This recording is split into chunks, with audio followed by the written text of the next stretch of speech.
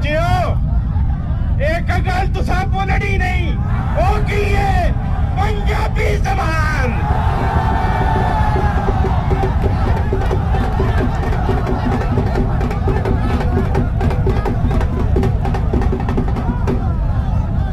मेरा शेर है, ओदा जवाब तुसा भी देना है।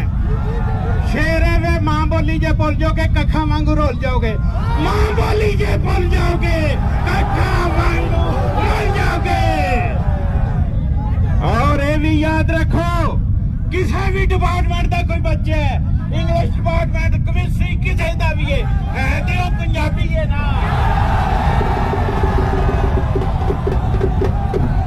इसलिए साडियां बच्चियां भी याद रखो, तुसा मुंह डिंगे कर करके उर्दू नहीं बोलनी, पंजाबी बोलनी है।